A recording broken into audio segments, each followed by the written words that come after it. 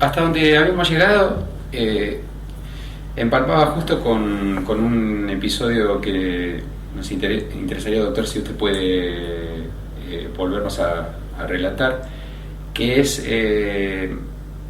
que de alguna forma usted intermedia entre un grupo de políticos que eran, usted mencionó a Cafiero, Pugliese y Frondizi. Frigerio. Frigerio, sí. Frigerio,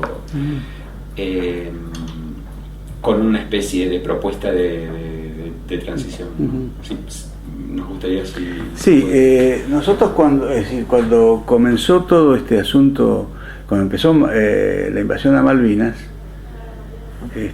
los amigos que habíamos trabajado en presidencia nos juntamos y llegamos en alguna medida a una conclusión de que esto iba a terminar muy mal. Pocos días después, Villarreal me cuenta que en Semana Santa del 82 lo llama Galtieri y va a verlo, y lo recibe Galtieri a Villarreal conjuntamente con Viñones, los llama a los dos, a quien Galtieri los había echado al ejército, y les dice que le pedía que le hiciera una apreciación sobre la situación. Pero ya estaba ocupada Malvinas, Semana Santa del 82. Ya estaba ocupada Malvinas. Sí. Villarreal, después salimos y fuimos a tomar un café, yo lo estaba esperando, me dice, mire, yo voy a hacer, con este tipo, es un tipo de mierda, a mí me echó el ejército, pero bueno, está el tema Malvinas de por medio, yo no puedo dejar de hacer una apreciación de la situación. Y entonces le hicieron con Viñones una apreciación de la situación, diríamos, casi militar, internacional, etcétera, bastante, no era muy positiva, porque 48 horas después se la llevan. Y según me acuerdo, me cuenta Villarreal, lo recibió Viñones, con esa postura que tenía, se ponían los dedos acá en el uniforme, se paseaba y ellos le dan una síntesis de lo que piensan. Y según me dijo Villarreal, ese tipo dice, debe haber dormido poco y debe haber tomado mucho whisky, porque estaba con los ojos muy colorados. Y bueno, no le gustó mucho la conclusión, porque terminó diciéndome, dijo, al final dijo, bueno, el viejo león inglés va a saber quién es el ejército argentino, una cosa así. Entonces me dice, mire, yo creo que tenemos que pensar en alguna otra cosa, porque acá se pueden precipitar acontecimientos y hay que tener alguna alternativa armada.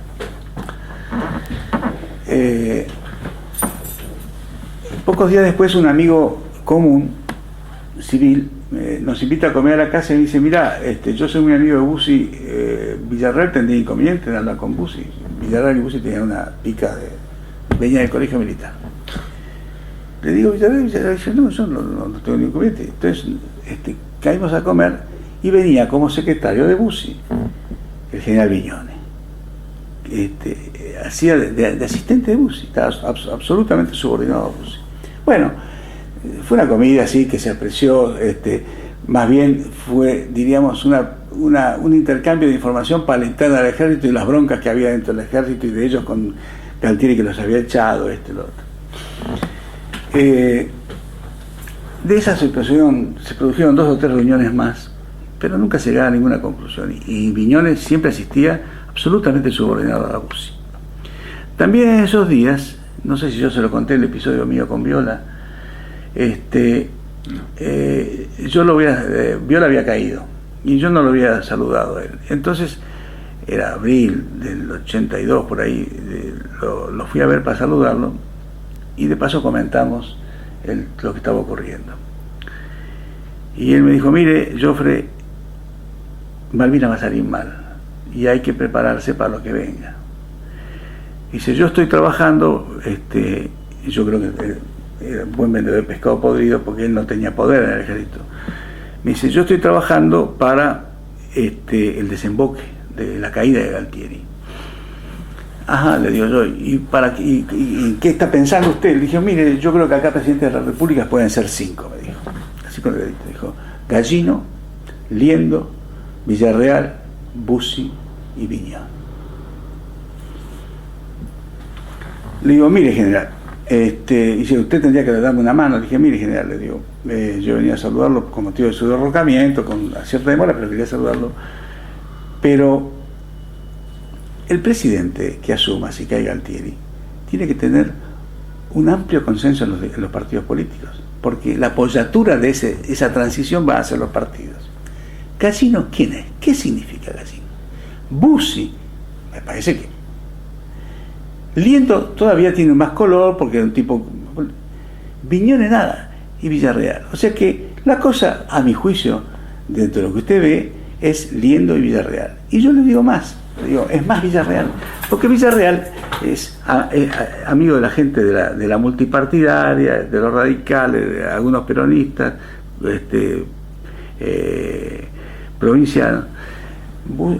Liendo tiene una orientación más sesgada hacia el desarrollismo. Entonces le digo, mire, general, yo ya estoy muy escamado en la política. Trabajar para alguien que no esté convencido ya no te va a ganar. Si es para Villarreal, todavía. Bueno, usted compréndame que yo no puedo jugar para uno, tengo que jugar para 5, pero él no tenía ningún poder real. Pero bueno, viendo cómo venía esto, me acuerdo que nos juntamos con un par de amigos y dijimos, ¿por qué no sacamos aquel viejo plan y lo vamos readaptando? Porque si esto cae, nos puede servir. Y yo tenía una muy buena relación con Pugliese de muchos años, una muy buena relación con Frigerio. Y a Cafiero lo había conocido meses antes, porque un amigo mío me llama en diciembre del 1981 y me dice, mirá, ¿vos lo conocés a Cafiero? No lo conozco. ¿Tendrías inconveniente tomar un café con él? Digo, ¿qué inconveniente voy a tener? Ninguno. Pero además es un gusto conocerlo. Y me dice, a mí me gustaría conocer algunos de estos militares para aportarles ideas, porque esto está muy mal. Diciembre del 81.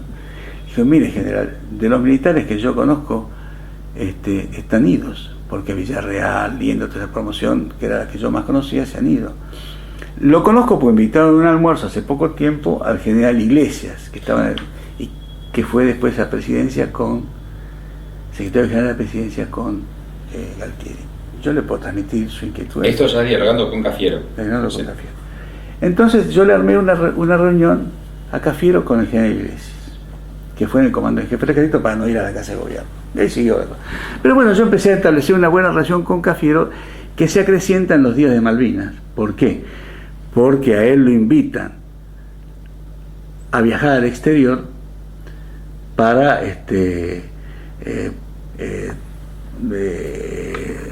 hacer publicidad por la posición argentina. Sí. Entonces me acuerdo que un sábado a la mañana me llama Trócoli y me dice, nene, veniste a tomar un café.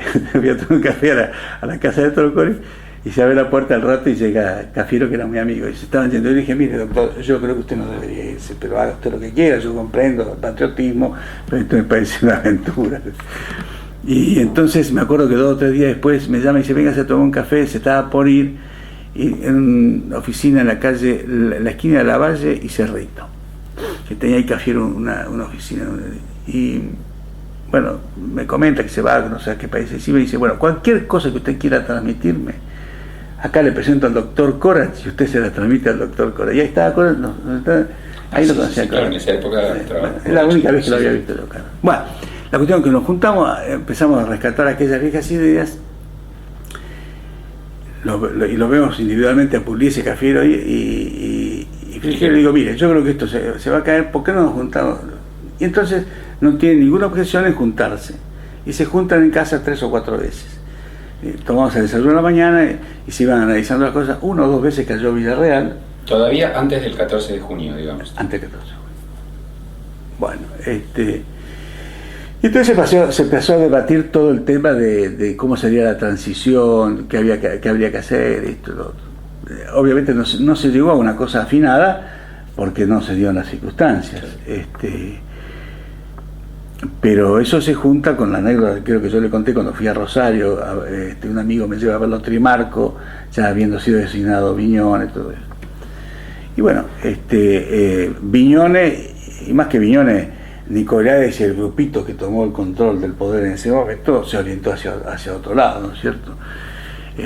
Se orientó a armar un gabinete militar o de gente afín a los militares Y después, en un grave error táctico y estratégico, después citaron a los políticos, en esa idea que yo le he dicho a Viñones: convoca a los políticos, se reúnan en el Congreso y traten de armar una transición. Cuando ya había jurado, asumido los ministros, después los llaman, y los políticos en ese momento lo único que piden es fecha de elecciones. Es lo lógico. Y además no comprometerse con una cosa que estaba en desbande. Y así fue. Y más o menos, digamos, cuando ustedes trabajan, ¿queda un papel, algo? Queda un papel. Yo ahora se lo voy a buscar, porque tengo que sacar papeles, mandar al archivo a las cosas. Entonces, ahí voy a ver si los rescato y se los doy. Ahora, más allá de eso, digamos, ustedes tienen una interlocución con Viñones, algo, pero no pasa nada. No pueden. No. La interlocución con Viñones fue hasta ese sábado a la noche que yo vuelvo a Rosario y después no lo vi nunca más en mi vida. Claro. Nosotros lo que preparábamos era alguna idea para la transición, con la idea de que si se producía lo que se produjo, el presidente pudiera ser eventualmente Villarreal. ¿Y por qué Villarreal? Porque la persona que iba a jugar un rol muy importante era el general Vaquero, que era el jefe de Estado Mayor de Galtieri, íntimo amigo de Villarreal, de la infantería, etcétera, y que lo apreciaba Villarreal. Bueno, el episodio se produjo. Sí. Cae Galtieri y esa noche en el comando se decide quién tenía que ser el presidente. El error lo comete Vaquero, porque Vaquero pudo haber asumido la comandancia en jefe del ejército esa noche y como comandante en jefe prácticamente designar al presidente de la República, porque la Junta estaba deshecha. Y Vaquero decide no asumir eso y pasar a retiro. Y entonces el grupo de generales que están ahí deciden ponerlo al más antiguo de la promoción que le seguía a Vaquero y lo ponen a Nicolaides. Sin política, digamos, sin una política. No. Ahí se debate quién tenía que ser el presidente. Estaba Vaquero. Yo creo que se los he comentado, ¿no? Sí. Cuando Vaquero les dice, bueno, para mí el presidente tiene que ser Villarreal, porque es un hombre con contactos políticos que puede armar la transición, y el general Benner, aquel que fue jefe de granaderos, le dice, no, pero Villarreal se va a quedar con todo el paquete. Y Vaquero dice, ¿qué paquete? Pero además, si fuera así, ¿quién prefiere usted que se quede con el paquete, Villarreal o Isabel Perón? Una bestia. Y entonces ahí lo hacen asumir a Nicolaides, y Nicolaides, entre ellos lo designan a Viñones, y le dan orden a Viñones de que no lo vea a Bussi y a Villarreal, pues sabía que era amigo y que había estado, que no los vea. Y Viñones, con tal de asumir, estuvo 2 meses sin verlos. Después los invita a ellos a tomar café y a almorzar. Una pregunta, doctor. Usted ya evidentemente en ese momento estaba contemplando las cosas con gran distancia, pero el episodio de la llegada de los combatientes, el regreso de los que habían combatido en Malvinas, ¿usted tiene alguna idea, alguna información acerca de cómo se decidió lo que se decidió de mantenerlos prácticamente en cuarentena? No. Me acuerdo del episodio, pero no. Sí. Yo ya, de los militares que yo tenía amigos, prácticamente estaban todos fuera. Claro, fuera de juego, sí. Me quedó alguno que otro, pero que después asumieron posiciones más trascendentes después, como Río Sereñú. Yo de Río Sereñú era muy amigo, claro, pero de la época de la NUCE. Pero el Río Sereñú no sé si estaba en Orán, por algún lado así. No, yo ahí claro, ya perdí el perspectiva. Y entonces... lamentablemente todo ese operativo para armar una transición fracasa porque el destinatario iba a ser Villarreal y Vaquero jugó de esa forma, el generalato de otra y chao, terminó en Viñones. Sí. Ahí está. Y a partir de ahí usted recuerda cómo... Además, acuérdese que ese plan en alguna medida se engarzaba con la propuesta de Alfonsín. Y que Alfonsín venía Alfonsín había hecho una propuesta tema de transición, con nombrarlo a Ilia presidente, que era una suerte de Papandreou, que era, ¿se acuerdan? Claro, él estaba inspirado, o Caramán, no, Caramanlis. Constantino Constantino Caramanlis.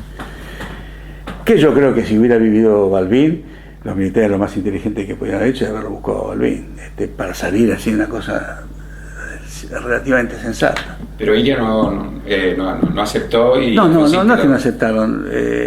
Los militares nunca lo pensaron eso.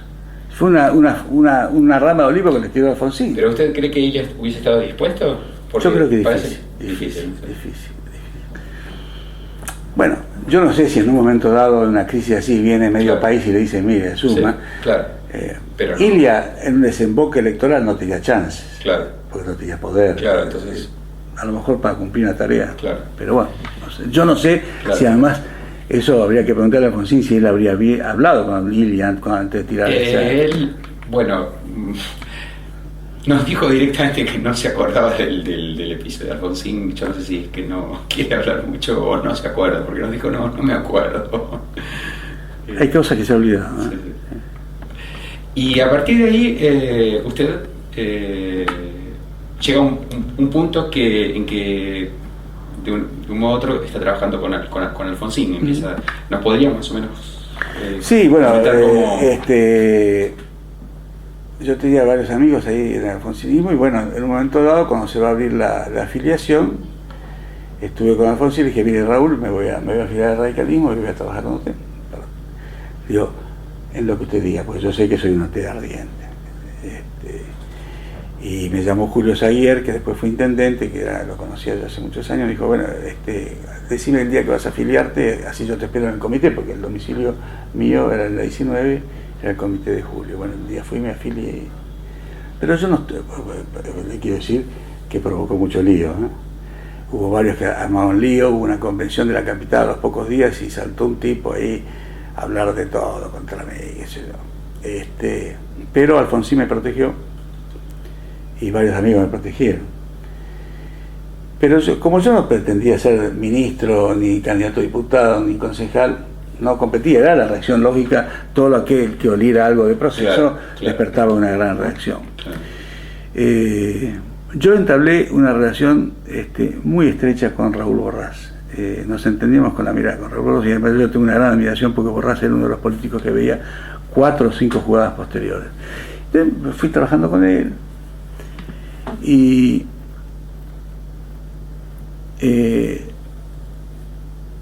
¿qué hice en la campaña de Alfonsín? Bueno, mi obra magna fui el que inventé el pacto militar sindical. Eso me ganó mucho respeto a mucha gente radicalismo.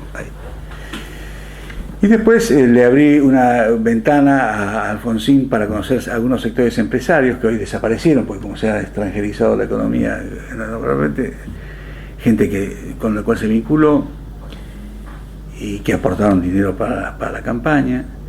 Y después le di una mano grande con la prensa. Yo tenía muchos amigos en el periodismo, bueno, muchas cosas. Tanto así que Raúl Borrás decía que yo debía haber sido el primer secretario de prensa de medios. En vez de Gibaja debía haber sido yo, pero que las circunstancias políticas no daban. El relato usted nos contó, pero nos contó, lo contó en una oportunidad anterior, pero no lo... ¿Qué cosa? Lo del pacto militar sindical. Se lo voy a contar, como fue, porque lo recordé bien el otro día, porque se lo conté en una reunión que había alguna gente política, cómo fue el asunto. Un jueves yo tenía el estudio acá en Libertad, en Diagonal y Florida, cae un amigo mío, un amigo de un socio mío, que tenía buena vinculación con la Marina. ¿Usted quiere café o algo? No. Y le dice a mi socio, vos sabés que en la Marina dicen que hay una negociación de los militares con los peronistas, para buscar alguna transición y cuáles serían los términos de esa negociación. Dice, no lo saben bien, pero sería, obviamente ellos quieren buscar una protección por todo lo que ocurrió en materia de derechos humanos. Se va este tipo y José María Yados, que era mi socio, me contó tal cosa. Qué raro, puede ser, hay tantas cosas. A la mañana siguiente, era un viernes, cae a tomar un café conmigo Tito Livio La Roca, que era el que hacía la columna dominical política de la Nación. Entonces, éramos muy amigos tomando un café y dice, ¿vos sabés que vengo? ¿Vos sabés lo que me pasó? Digo, ¿qué te pasó? Vengo a verlo al general Suárez Nelson. ¿Se acuerda de Suárez Nelson? Era el subsecretario de la Secretaría General del Comando en Jefe del Ejército, el político, pero que era un tipo que había sido muy duro en los temas de derechos humanos. Mason. No, Suárez Nelson, un general muy conocido. Y no tenía tema, me dice La Roca. Entonces le tiré, general, ¿por qué se anda reuniendo tanto con sindicalistas? Le tiré así. Y entonces el tipo se levantó la mesa y dice, ¿y usted cómo sabe? Sí, yo me reúno, pero le prohíbo que escriba sobre esas cosas. ¿Sí? Y le cuenta 2 o 3 cosas. Y entonces yo le digo a Tito de La Roca, es el pacto militar sindical. ¿Cómo es eso? Bueno, mira, yo tengo una información de la Marina que dice que hay un grupo militar que está negociando con los peronistas, fundamentalmente con los sindicalistas, un acuerdo para la transición, para después la impunidad, etcétera, etcétera. Bueno, 3 o 4 cosas más y quedó ahí. Digo, es lindo tema. Y ese viernes a la tarde yo me iba, salgo a buscar el coche, que lo tengo acá atrás, que quedaba a media cuadra de la prensa, y en la esquina de Diagonal Norte y Florida me encuentro con la iglesia Rocco, a quien yo había conocido en una oportunidad. Digo, ¿qué novedades tiene, doctor? No, ninguna. Le digo, mire, me dicen que hay un pacto militar sindical. No me dijo, ¿cómo es eso? Le conté así, bueno, pasó. Al día siguiente en la prensa, si usted busca, sale una nota larga de iglesia Rocco, no sé de qué hablan, y al final habría un pacto militar sindical, 10 líneas. Pero el domingo, la columna de la Nación, el pacto militar sindical. Ahí, al día siguiente me llama Iglesia Rocco, doctor, fíjese, me han querido robar la primicia mía del sábado. ¿Y cómo es el asunto? Y, qué sé yo. Ahí empezamos a aderezarlo. Y le digo, mire, dicen también que está interviniendo un coronel que se le había dado militar en Paraguay, la Asunción, que es el nexo con Isabel, que todo. Se empezó a armar toda una historia, todo un revuelo.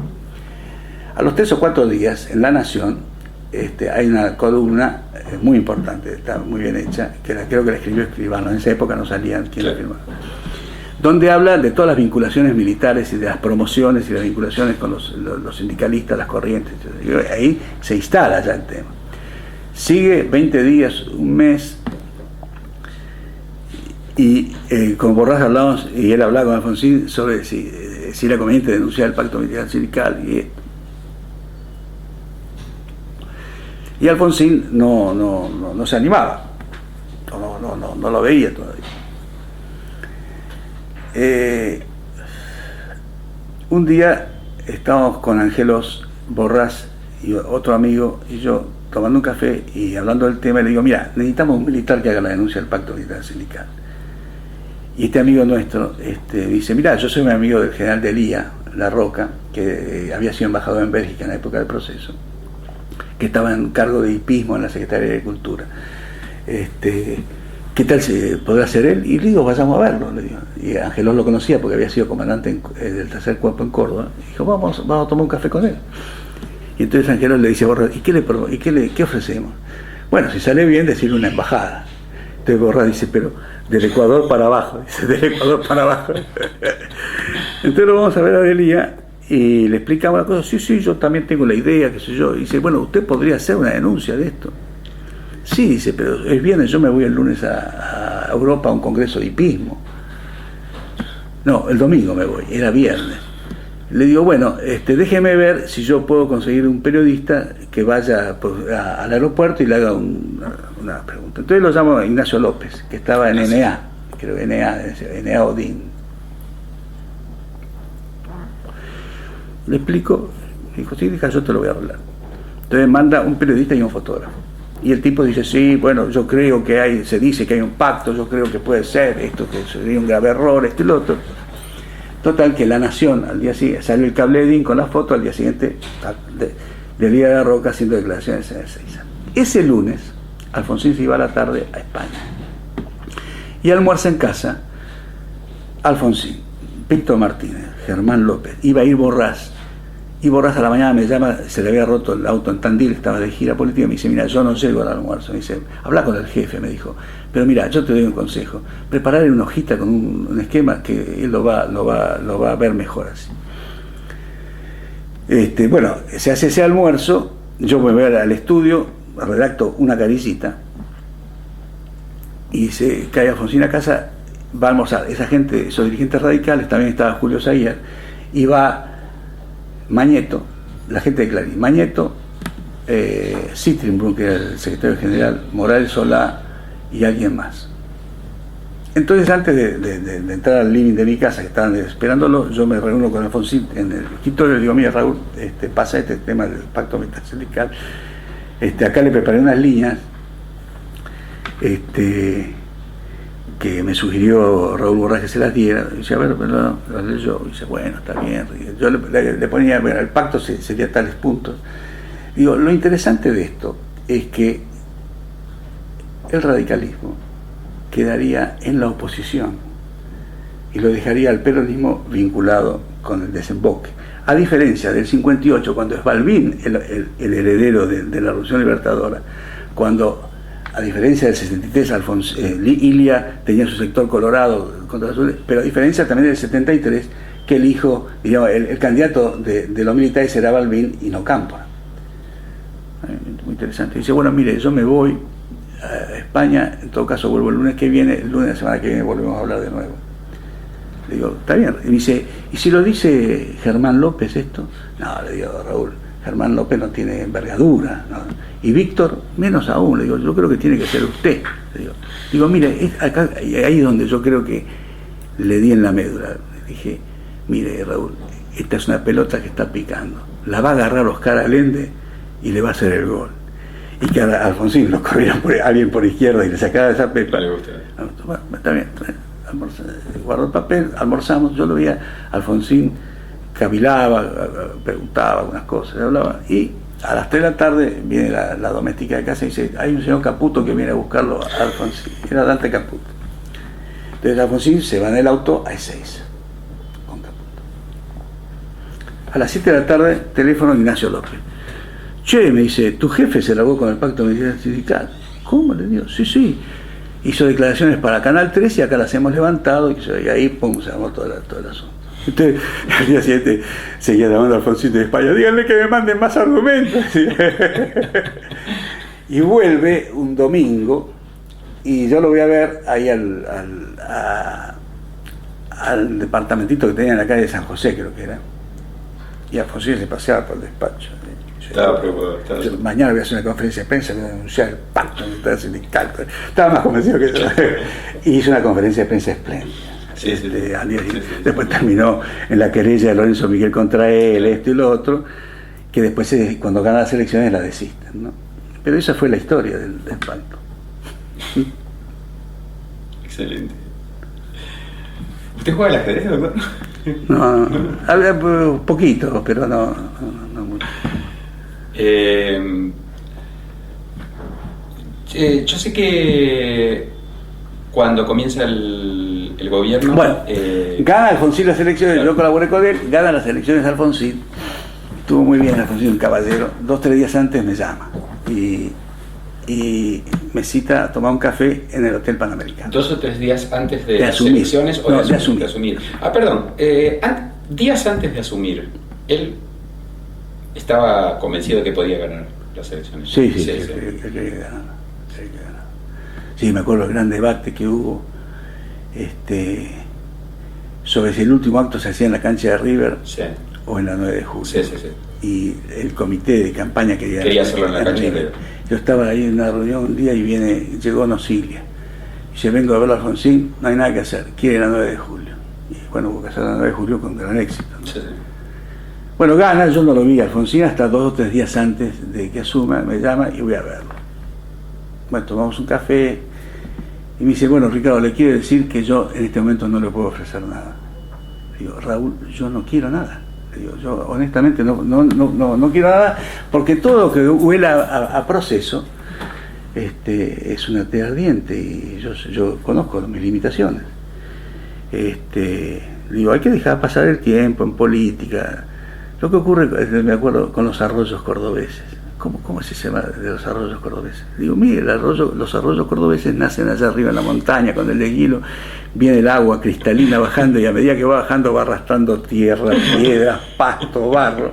Hay que dejar que los muchachos se metan ahí abajo en el arroyo, cuando estén por acá aprendan las limitaciones y las cosas de la política. Se mató de risa. Me dice, dígame, ¿cómo era Videla? Le digo, mire, ¿qué va a hablar de Videla? Yo no le voy a hablar más de Videla. Digo, yo tengo mi opinión de Videla, pero bueno, quedó ahí. Después no lo vi más hasta julio del año siguiente. El día que tenía que decir el primer discurso en la cena de camaradería de las Fuerzas Armadas, Raúl Borrás, que era ministro de Defensa, y con lo cual yo lo veía todos los días, me dice, vení, vamos a tomar un café con Raúl. Entonces caímos a Olivos, y Alfonsín ya estaba vestido para irse, eran las 8 de la noche, y dice, bueno, ¿qué tal, Ricardo? ¿Cómo le va? Bien. Bueno, acá voy a decir estas cosas. Mire, yo le agregaría esta cosita, tengo un par de cositas que le anoto de ideas, ¿no es cierto?, para el discurso.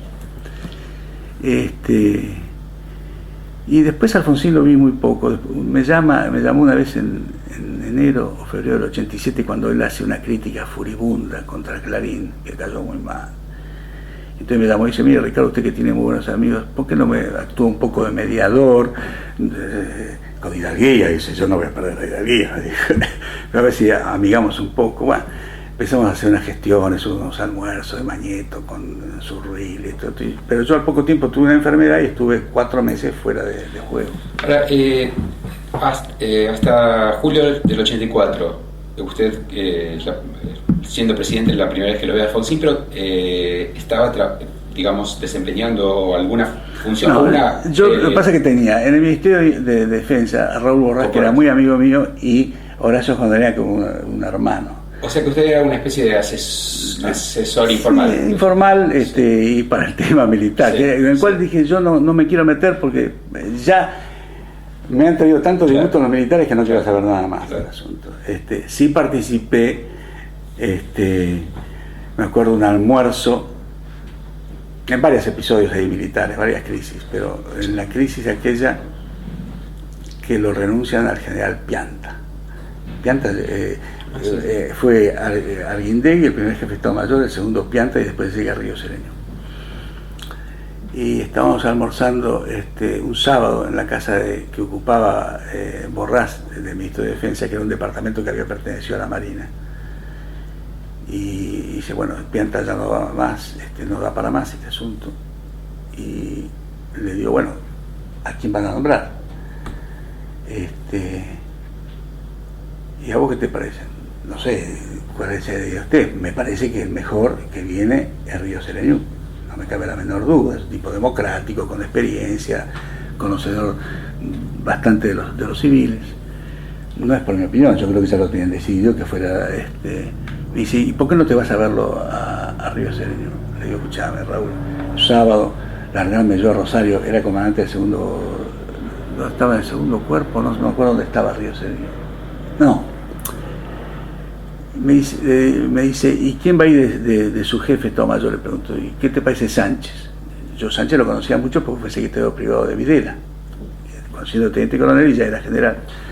Me dice, ¿por qué no te vas a Bahía Blanca a verlo a Sánchez, a ver si acepta? Digo, déjame de joder, le digo, subirme un auto, hacerme 600 kilómetros, lo hablamos por teléfono, le digo. Pero espera que se produzca la crisis. Y entonces me dice, vos podías hacer alguna cosita para que empujara el asunto. Entonces, el domingo a la noche, yo llamo a un tipo de Clarín, un tipo de Nación, y me veo con ellos a diferentes horas y le digo, miren muchachos, la crisis ya viene, esto y de dónde sería Río Sereño. Y al día siguiente los diarios largan toda la cosa y ahí desemboca la crisis, sale Pianta y viene Río Sereño. Y te lo llamo a Sánchez, le digo, mira, ¿serías vos el segundo jefe de Estado Mayor? ¿Aceptarías? Bueno, sí, con estas condiciones, no me acuerdo cuáles eran las condiciones, la pavada, y ahí quedó. Y bueno, ahí yo lo veía a Raúl Borrás casi de diario, que yo a veces iba a tomar el café y tomaba un café y hablaba de política, estábamos 1 hora y media, y le digo, mira Raúl, está el jefe de Estado Mayor del Armado, que yo afuera, no lo podés hacer, pero como dijo, qué pedo. Lo rigoreaba así, Borrás. Pero bueno, Borrás después se enfermó y lo operan a fines del 84 y muere el 25 de mayo del 85. Del primer equipo, digamos, de gobierno de Alfonsín, en su criterio, si no es muy riesgosa la pregunta, para no herir susceptibilidades, ¿quiénes eran para usted los más competentes, digamos? Desde el punto de vista político, el segundo hombre del régimen indudablemente era Raúl Borrás. Y el régimen cambia cuando muere Raúl Borrás, porque Raúl era la sensatez, el tipo prudente, el tipo que mamaba lo que pasaba en el Partido Radical, pero también en otros sectores. Y él es el hombre que impulsa la salida de Grispo y la llegada de Surruí. Yo creo que el segundo hombre del régimen era no cabe duda, era Borrás. ¿Y usted, la visión que él tenía acerca de el problema que se podía llegar a crear con la cuestión de derechos humanos, recuerda más o menos? Sí. Bueno, Borrás era de la tesis de las tres responsabilidades. Sí, claro. Pero lo que pasa es que eso se pincha cuando sale mal en la votación en el Congreso. No, justamente de eso estoy hablando. Es decir, allí como... Después él tenía un enfrentamiento muy grande con lo que él llamaba los viejitos, que eran los integrantes del Consejo Supremo de las Fuerzas Armadas, que no hacían nada. Y entonces yo me acuerdo que hay una crisis, que no me acuerdo bien qué fue lo que ocurrió, un dictamen del Consejo Supremo, y dijo, bueno, estos tipos hay que sacarlo del medio y mandarlo todo a la justicia. Y estábamos en el Ministerio de Defensa, y entonces Alfonsín estaba en Montevideo. Y entonces lo llaman a Montevideo para decirle, bueno, lo que estaba pasando y lo que había que hacer. Y en ese momento Alfonsín en Montevideo estaba en un teatro donde estaba bien una función de homenaje a él, que le hacían, estaba con el presidente uruguayo, que en ese entonces no me acuerdo quién era, esto sería en el 84. Entonces lo llaman por teléfono, y Alfonsín estaba ahí, va al teléfono José Ignacio López, y dice, acá estamos, Ignacio, reunidos. Entonces Ignacio el otro le decía, decís, hijo de puta, contá, ¿qué vas a contar? ¿Qué bomba nos vas a tirar? Bueno, Borrás tenía la concepción esa de las tres responsabilidades, pero tuvo casi al poco tiempo un choque de concepción con lo que él denominó los filósofos. Nino, Malamud, otro muchacho que después fue el último ministro de Justicia de... Gilavedra. No, Gilavedra era camarista. Un penalista que fue ministro de Justicia del último, de Alfonsín, Paisao. Entonces tenía muchos choques con ellos, porque claro, para ellos me decían, los filósofos te vienen, te hacen las leyes, todo en filosofía, pero después el tema político y quién se banca la situación política, no, en esa no están. Entonces lo que iba viendo Borrás es que se iba produciendo cada vez una situación más tirante, y que después iba a haber que sacar, como terminó, obediencia de vida y punto final. Ahora, Alfonsín nos decía que Nino compartía la idea de los tres niveles. Sí, pero ellos, yo no me acuerdo bien qué norma sacaron, pero eso se los puede explicar bien Horacio Jaunarena, que la vivió ahí. Sí. Que les iba complicando cada vez más esa situación. Uh-huh. Al punto tal de que, fíjese, cuando sacan punto final, terminaron procesados 500 y pico de oficiales. Sí, claro. Sí. Y al final, los sucesivos ministros de Defensa tuvieron teniendo problemas con ellos. Después viene Germán López, sí, y después viene Carranza. Todos. Y obviamente Jaunarena. Así que usted tiene la impresión de que un promotor importante, por lo menos, del reemplazo de Grispo por Surruí fue Borrás. No, me consta. Yo volví en enero de veranear y lo fui a ver a Borrás, que lo habían operado en los días que yo estaba afuera. Entonces caí y ya se había producido la renuncia de Grispo. Y entonces él me cuenta cómo, los últimos episodios de Grispo, él no venía acertando la situación política, y después el episodio con el delegado del fondo, con Ferran, que se bajó los pantalones. Sí. Entonces él provoca. Entonces yo me acuerdo que estaba con Borrás en la casa y en el departamento que era de la Marina, Coronel Díaz y Libertador, y habla con Alfonsín y Raúl. Volvamos, el día antes había estado en Olivos, y a la hora de la siesta se había tirado en una cama, pues estaba recién operado, estaba muy dolorido, en la cama, y desde la cama hablaba con Alfonsín. Digo, recordemos la conversación de ayer de Raúl. No es conveniente que Bernardo sea el secretario de planeamiento, sino esta operación va a ser deslucida, va Bernardo, todos lo queremos, pero él tiene que apartarse. Entonces, y Alfonsín insistió y lo preservó a Grispun de secretario de Planeamiento, que era la quinta rueda del carro. Pero no me cabe duda que fue un factor determinante. Borras era el segundo hombre del régimen, era el hombre que le podía hablar a Alfonsín casi de igual a igual, y además tenía una concepción política, y era así un ajedrecista, ¿no? Porque él veía varias jugadas por delante. Bien. Bueno, de esa época no sé, ¿tiene alguna...? No, bueno, Horacio Jodea lo veía siempre, somos muy amigos. Yo no tenía los días de Semana Santa no tenía prácticamente no tenía ninguna participación, salvo estar ahí en el Ministerio de Defensa. Yo estaba, esa Semana Santa, yo tenía la casa en un country cuando se produce el asunto. Y un día, una madrugada, a las 6, 7 de la mañana, me llama Ángelos de Córdoba. Me dice, che, bueno, ¿qué está pasando? Dice, mira, Ricardo, dejate en broma, andate a Buenos Aires, quédate ahí al lado de Jaunarena, ayudarlos, darle una mano. Bueno, me vine, y la noche del sábado, cuando yo me entero que Alfonsín iba a hablar y esto, lo otro, yo lo llamo a Horacio Jaunarena, lo pesco a las 2, 3 de la mañana, y le digo, mira, es un error lo que va a hacer Alfonsín. Si yo fuera Alfonsín, hablo en la Plaza de Mayo, que ya estaba citada la gente, y de ahí comenzaría una marcha cívica gandiana hacia Campo de Mayo, para que estos tipos se rindan. Porque las fuerzas leales nunca llegaban, ni iban a llegar, porque no querían enfrentarse con los carapintás y con la otra fracción del ejército, porque por más que eran democráticos, no compartían la política de derechos humanos de Alfonsín, entonces no van a llegar. Entonces, y yo te aseguro, Horacio, yo lo conozco a los militares, cuando Alfonsín salga caminando a la Casa de Gobierno, al llegar al Libertador y Callao, le van a venir un chasque para decirle que se rindieron los militares, porque los militares no se van a bancar una pueblada. Me dice, bueno, sí, qué sé yo, me dice, llamalo a Raúl, me dice, digo, pero ¿y dónde lo llamo? Me dice, bueno, ahora está durmiendo, se va a levantar a las 6 de la mañana. Le digo, mirá, Horacio, decíselo vos, le digo, yo llamaba a las 6, ir a la Casa de Gobierno, era un desbole, la Casa de Gobierno eran 50 tipos dentro del despacho de Alfonsín, y separarlo un ratito y decirle esto.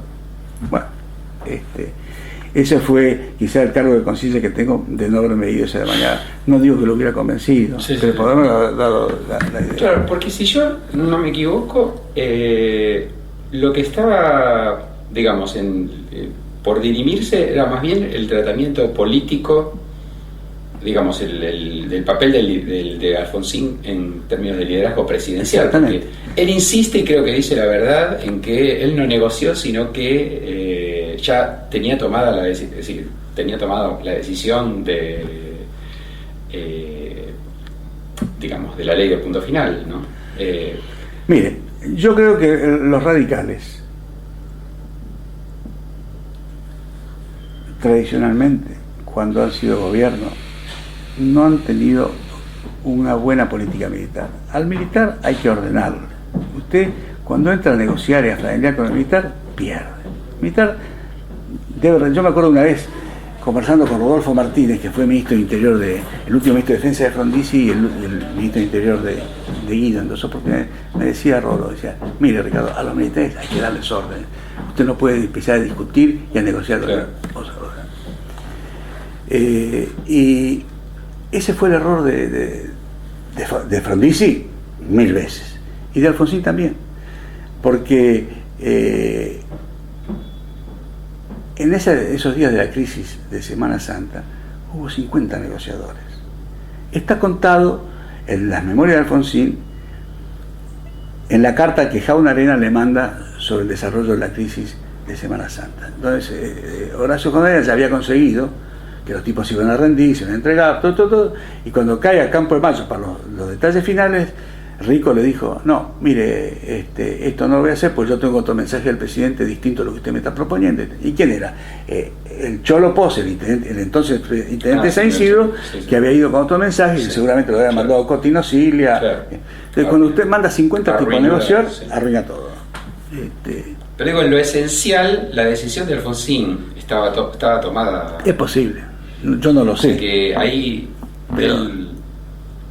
actuó de una manera que perjudicó su papel de... Exactamente, no la vieron esa. Cuando vuelve de Campo de Mayo y produce poco tiempo después Obediencia de Vida, chao, ahí se vino abajo el liderazgo, se vino abajo el gobierno, pierde el gobierno.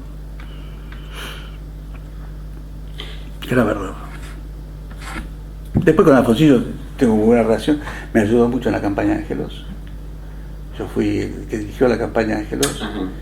Y varias veces que hubo problemas, yo iba a verlo a Alfonsín y Alfonsín, me acuerdo de una pulseada muy dura con Moró que yo tuve, porque quería tenerlo medio mes a Angelos dando vuelta por la provincia de Buenos Aires y no daba el calendario para eso. Claro.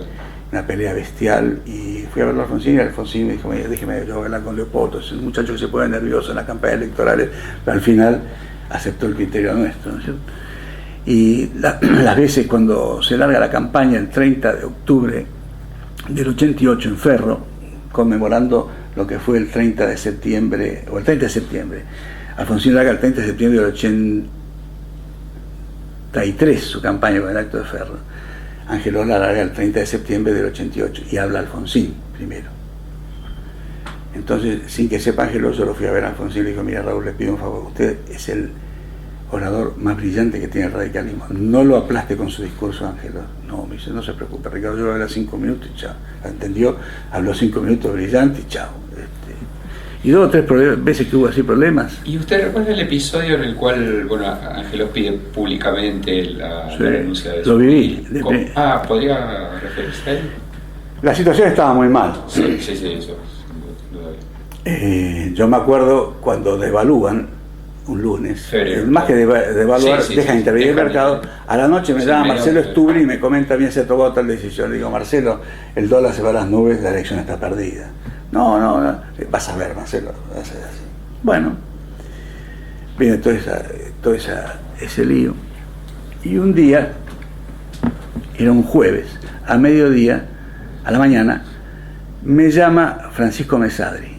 Mesadri, que era muy amigo de Angelos, y era el que dirigía los equipos económicos, la gente del equipo económico que le asesoraba a Angelos. Y dice, mira, te queremos ver con toda la gente del equipo económico. Bueno, entonces cae Mesadri, Sturzenegger, López Murphy, Mario Vicens, Pablo Gerchunov y algún otro. Y entonces dice, mira, la cosa está muy mal, después de un gran largo debate hemos llegado a la conclusión de que la única forma de en alguna medida de contener esto es la renuncia de Zurbuil y que asuma como ministro Roberto Aleman. Roberto Aleman es el único tipo creíble dentro del Stalin que puede clavar el dólar, hacer un congelamiento de precios que va a durar 60 o 90 días, pero que nos permite llegar a las elecciones. ¿Y ustedes creen que técnicamente eso sí, eso puede ser? Entonces, a la noche, Angelos estaba grabando un programa en Canal 11, ahí en la calle Pavón. Y yo me quedé en comer con él, cenar con él, y vamos y lo buscamos con Conrado Estoranillo. Esperamos que terminara de grabar un programa con Fernando Bravo. Termina de grabarlo Angelos y nos vamos a comer a la casona de Roque, que en ese entonces estaba por allá. Bueno, nos sentamos a comer los tres y sentada manija Cacho Storani y Angeloso, que mal estaba la estación, y yo digo, bueno, miren, dentro de toda esta malaria que hay, les cuento una cosa que proponen la gente de que te está asesorando, Pocho, en materia económica. Les cuento la recomendación de la mañana. Y entonces dice, es muy buena idea. Y Storani también dice, es de las pocas ideas que tenemos. ¿Y lo habían consultado con Aleman ellos? No, Aleman todavía ni se había enterado. Ni yo lo consulté. Claro, usted todavía no, claro, pero ellos tampoco. No, hasta ese momento. Era una cuestión teórica. Claro. Entonces, dicen, bueno, Barro. Entonces, Storani dice, mira, hoy es jueves. El sábado se reúne en Córdoba la mesa de la Convención Nacional que presidía Storani. Dice, acá lo que no podemos es ponerlo a Alfonsín entre la espada y la pared frente a un pedido de renuncia pública. Pero saquemos un mandato de la mesa de la Convención Nacional para que vengamos a hablar con Alfonsín y le expresemos, le tramitamos la inquietud por la situación económica, y ahí nosotros sugerimos la cosa. En todo caso, vos, Pocho, el lunes también, después de esa gestión que vamos a hacer nosotros, lo llamas a Alfonsín y le comentas.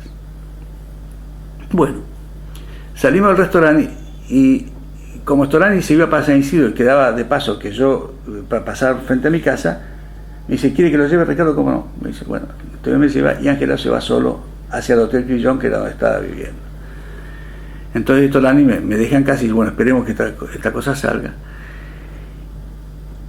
Y Ángelo llega al Crillon y había un mobilero que estaba cubriendo un congreso de gerentes de ferrocarriles. Y lo ve Ángelo y dice, la nota de mi vida.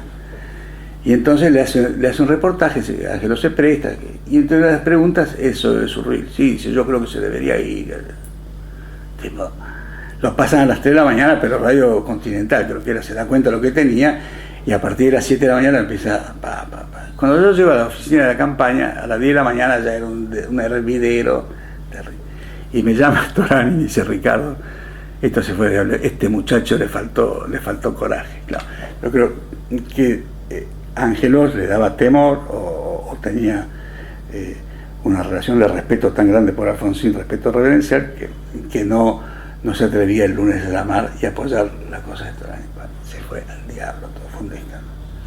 Lo que yo me enteré después, porque un par de meses después me lo comenta Pablo Gerchunov, que Pablo, que es una muy buena persona, se va de esa reunión y hace un memorando diciendo la situación, muy sintético, y diciendo que la solución era esta: Alemán, congelamiento de precios, clavar el dólar, esto, lo otro, que desde el punto de vista progresista era aceptable por tal y tal razón. Se la lleva a Machinea, él era asesor de Machinea en el Banco Central, Machinea le parece bien, lo van a ver a Surruil también la acepta, y Surruil lo va a ver a Nosiglia y a Becerra, Carlos Becerra, que era secretario general de Presidencia. Ellos también la aceptan, pero lo van a ver a Alfonsín, y el que rechaza esa posibilidad fue Alfonsín. Ya todavía no se había producido la crisis, porque fue todo el mismo día. En esa madrugada se estaba produciendo la cosa. Y si yo de ninguna manera Roberto Alemán lo voy a nombrar, se produce la crisis y lo designa Pugliese. Sin palabras. Así fue, históricamente fue así.